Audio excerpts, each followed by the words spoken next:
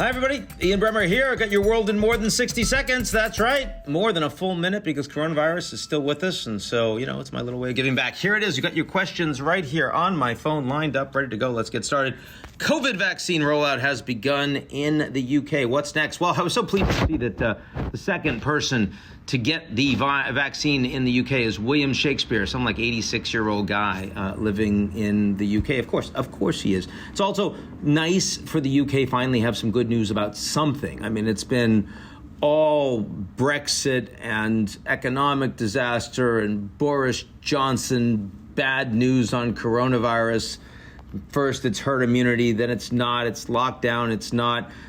But the first advanced industrial democracy to start getting vaccines out there and capping off an extraordinary year in terms of vaccine development. Really Moore's Law for vaccines. It's very, very, very exciting. What happens next is we learn a lot. One of the big mistakes that we made in the United States is we had a couple of weeks when the virus was exploding in Europe, and we were twiddling our thumbs in the United States. We weren't prepping. We weren't watching what was happening in Italy and, making sure that we understood the type of coordination we needed, the type of testing we needed, the type of contact tracing we needed. As a consequence, critical time was wasted.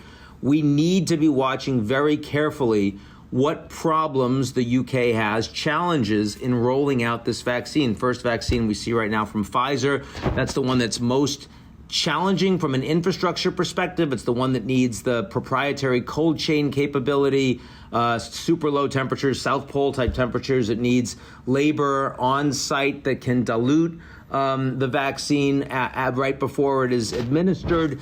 Those are things you can do easily in good hospitals. It's not an easy thing to roll out across a countryside. And so it's going to be very interesting to learn from the UK, their successes and also their failures. We're going to need them in the United States real soon. Also, of course, seeing how they deal with misinformation, disinformation, how they deal with people talking about side effects they get that are real side effects and, actually do cause fever, for example. We'll take you out of work for a few days. I mean, all of that stuff we need desperately to get right, especially in the United States, the world's largest economy, with a very divided franchise here. We're very politically divided.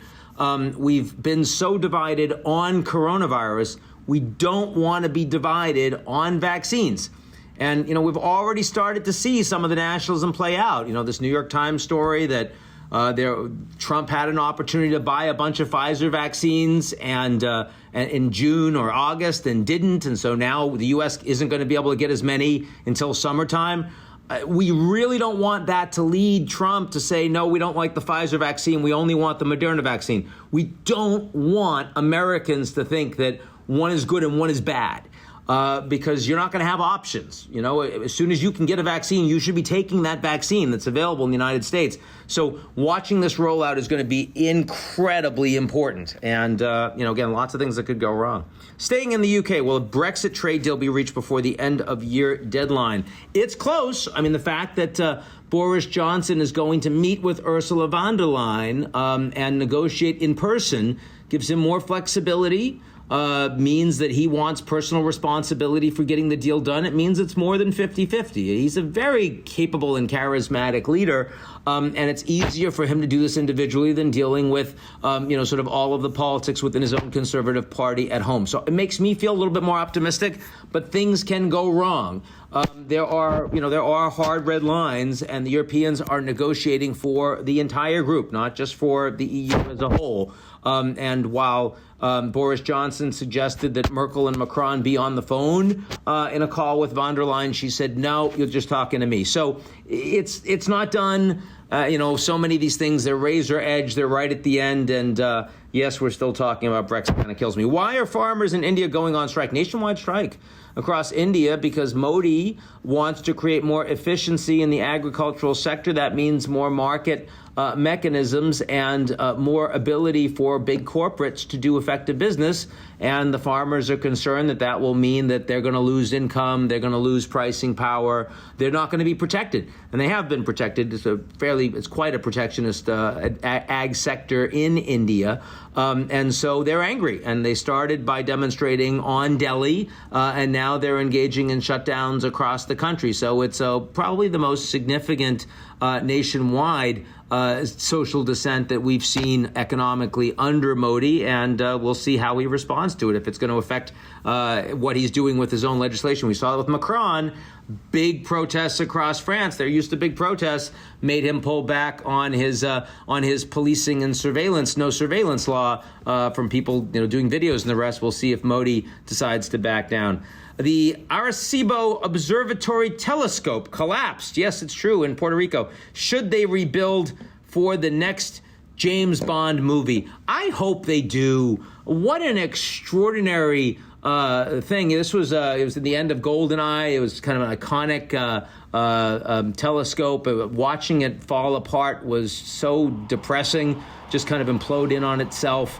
Puerto Rico, of course, has had more than its share of disasters over the past few years. It's not like there's a lot of infrastructure money that's going into that territory, but I really would like to see it rebuilt. This was the first message that was ever sent by humanity to outer space for supposed extraterrestrials was from Arecibo, and if it's gone and we don't rebuild it, then they're gonna look back and they won't know who it came from. I mean, there's you got to have a return address on this stuff. So I'd like to see it rebuilt. I'm kind of a space buff. I mean, not like a Star Trek space buff, though Trouble with Tribbles is a good episode and all that, but more just I think we should be investing in NASA.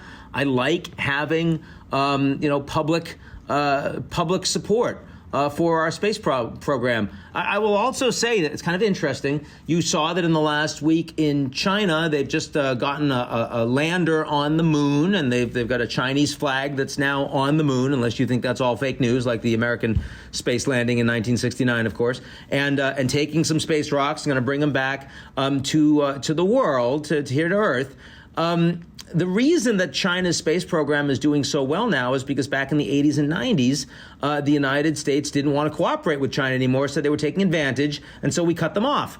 And that became a big moment for the Chinese to invest in their own program. And it led to a much more robust Chinese space program that we have today, much more competitive with the U.S.